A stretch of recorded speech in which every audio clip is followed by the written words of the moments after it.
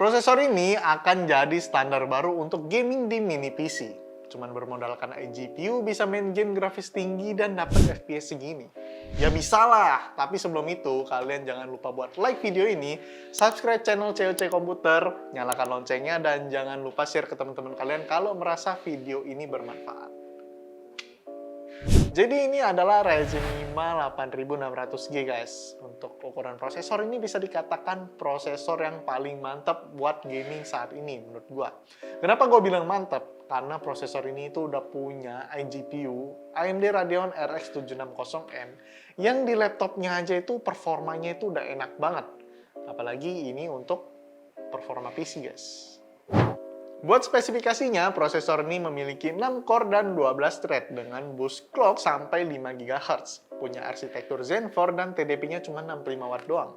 Tapi yang agak gua sayangkan di sini adalah L3 cache-nya yang cuma 16 MB doang. Kenapa nggak 32 MB gitu kayak Ryzen 5 7600? Jadi kan performa gamingnya lebih mantap lagi kan?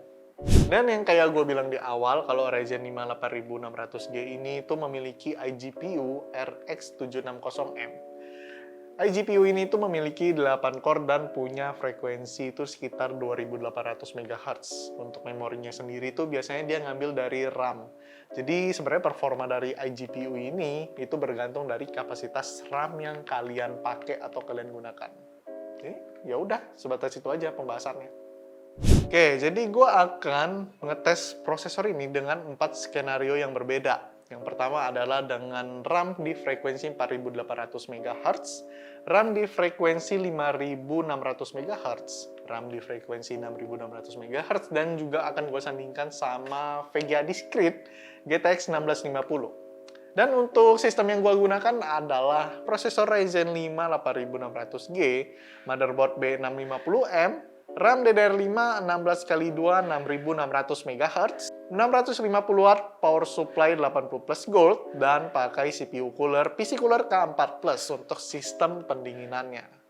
Game pertama yaitu Valorant di settingan low 1080p di speed RAM 6600 MHz mendapatkan rata-rata 348 FPS dan 241% low-nya. Dan dengan GTX 1650 mendapatkan rata-rata 415 FPS dan 174 FPS 1% low-nya. Kemudian untuk Jedi Survival settingan low 720p di speed RAM 6600 MHz mendapatkan rata-rata 51 FPS dan 1% low di 38 FPS. Dan dengan GTX 1650 mendapatkan rata-rata 64 FPS dan 1% low di 29 FPS. Next, Cyberpunk 2077 Phantom Liberty menggunakan settingan low 1080p di speed RAM 6600 MHz mendapatkan rata-rata 49 FPS dan 1% low 25 FPS, dan dengan GTX 1650 mendapatkan rata-rata 46 FPS dan 1% low di 29 FPS.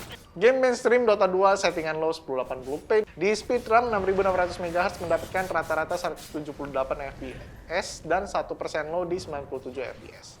Dan dengan GTX 1650 mendapatkan rata-rata di 212 FPS dan 1% low di 109 FPS.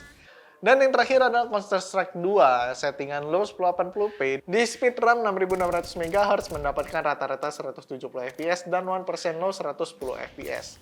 Dan dengan GTX 1650 mendapatkan rata-rata 186 FPS dan 1% low di 121 FPS. Setelah melihat hasil benchmarknya, gimana menurut kalian? Apakah RX 760M itu udah capable buat main game-game berat di atas 30 FPS semua? Bahkan di salah satu game aja yaitu Cyberpunk, RX 760M ini itu udah bisa mengungguli salah satu graphic card discrete yaitu GTX 1650 guys. Ya walaupun emang GTX 1650 itu lebih banyak unggul di beberapa game lainnya ya. Gak ketinggalan, prosesor ini itu memiliki AI atau yang biasa disebut AMD Ryzen AI. Lumayan berguna sih, kayak fitur auto framing, eye contact correction, background effect, dan itu sebenarnya harus pakai aplikasi lagi sih kayak Windows Studio Effect. Jadi buat kalian yang tertarik buat beli prosesor Ryzen 5 8600G ini, kalian bisa langsung aja chat WA admin COC Komputer, atau kalian bisa beli di online store kita di e-commerce, Tokopedia atau Shopee. Dan kalau misalnya kalian pengen datang langsung ke store kita, itu bisa juga langsung datang ke Mall Mangga 2 lantai 3 nomor 34. Oke, jadi mungkin itu aja video kali ini mengenai si Ryzen 5 8600G. Silakan komentar di kolom yang udah sediakan. Kita diskusi di situ bareng-bareng. Oke, sekalian gua pamit undur diri. See you in the next video. Ciao!